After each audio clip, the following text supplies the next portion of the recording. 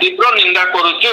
କାହିଁକି ନିନ୍ଦା କରୁଛୁ ନା ବର୍ତ୍ତମାନ ନେପାଳ ଭଳି ଏକ ସମାଜସେବୀ ହିସାବରେ କହିବି ଆମେ ଏହାକୁ ତୀବ୍ର ନିନ୍ଦା କରୁଛୁ।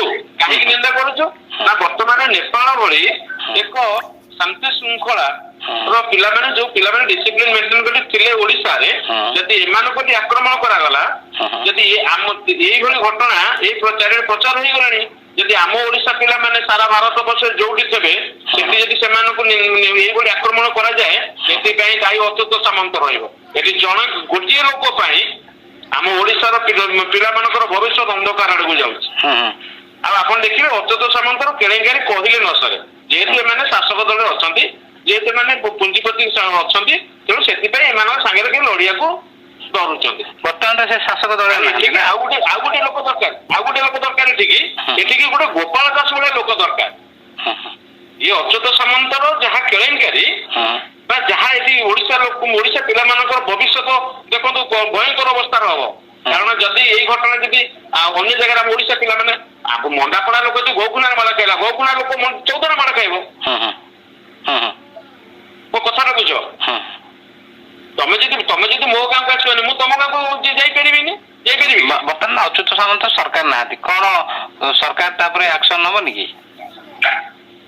ଏ ସରକାର ହଉଛନ୍ତି ମିଲିଭଗତ ସରକାର। ଯଦି ମିଲିଭଗତ ସରକାର ନୁହନ୍ତି ବିଜେପି ଦୁଇ ଭାଇ ନୁହନ୍ତି ତୁରନ୍ତ କାର୍ଯ୍ୟାନୁଷ୍ଠାନ ନିଆଯାଉ ଅଚ୍ୟୁତ ସାମନ୍ତ ଉପରେ। ଯେଭଳି ଭାବରେ ବେଆଇନ ଭାବରେ ସେଠି ଗଢି ଉଠିଛି ମାନେ ତାଜମହଲ କରିଛି ତୁରନ୍ତ କାର୍ଯ୍ୟାନୁଷ୍ଠାନ ନିଅନ୍ତୁ ତାହେଲେ ଜନସାଧାରଣ ଜାଣିବେ ପ୍ରକୃତ ଏ ସରକାର ଠିକ ଏ ସରକାର ଦୋଷୀକି ଦଣ୍ଡ ଦେବା ପୁରା 1 ନମ୍ବରରେ ଅଛି ସରକାର। ସେଠି ଯୋଉ ଯୋଗୀ ଭଳି ହବା ଦରକାର। ସେଠି ଯୋଉ ଶିକ୍ଷାନୁଷ୍ଠାନ ଗଢି ଉଠୁଛି ସେଠି କଣ ପାଠ ପଢା ହଉଛି ନା ଅନ୍ୟ କିଛି ହଉଛି ବୋଲି ଭାବୁଛନ୍ତି? ସେଠିକାର ଦିସ୍ ଇଜ ମାଇ ଏକ୍ସପିରିଏନ୍ସ। ମୋର ଅନୁଭୂତି କଥା କହୁଛି 15-16 ବର୍ଷ ତଳେ ମୁଁ ଥରେ 10-12 ବର୍ଷ ତଳେ ଯାଇଥିଲି। ମୋର ଯୋଉ କାହାଣୀ ଅଛି ସେ କାହାଣୀ ମାନେ କହିଲେ ସରିବନି। ସେଇଠୁ ମୋ ପରିବାରଟା ଭାଙ୍ଗି ଯାଇଛି। ମୁଁ ଜାଣିନି ମୋ ସ୍ତ୍ରୀ ସେଠି କେମିତି ଚାକିରି କଲା।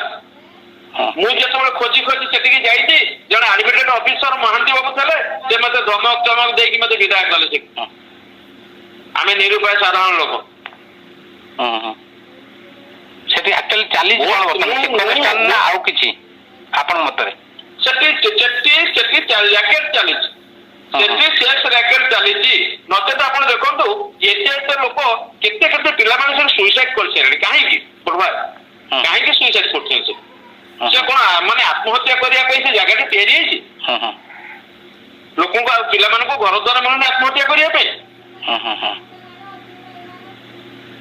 ଏ ତ ବଡ କଥା ହବ। ସମାଜସେବୀ ହିସାବରେ କହିବି ଆମେ ଏହାକୁ ତୀବ୍ର ନିନ୍ଦା କରୁଛୁ। କାହିଁକି ନିନ୍ଦା କରୁଛୁ ନା ବର୍ତ୍ତମାନ ନେପାଳ ଭଳି ଏକ ଶାନ୍ତି ଶୃଙ୍ଖଳା ପିଲାମାନେ ଯୋଉ ପିଲାମାନେ ଡିସିପ୍ଲିନ ମେଣ୍ଟେନ କରି ଥିଲେ ଓଡିଶାରେ ଯଦି ଏମାନଙ୍କ ପ୍ରତି ଆକ୍ରମଣ କରାଗଲା ଯଦି ଏଇଭଳି ଘଟଣା ଏଇ ପ୍ରଚାର ହେଇଗଲାଣି ଯଦି ଆମ ଓଡିଶା ପିଲାମାନେ ସାରା ଭାରତ ବର୍ଷରେ ଯୋଉଠି ଥିବେ ସେଠି ଯଦି ସେମାନଙ୍କୁ ଏଇଭଳି ଆକ୍ରମଣ କରାଯାଏ ଏଥିପାଇଁ ଦାୟୀ ଅଚ୍ୟୁତ ସାମନ୍ତ ରହିବ।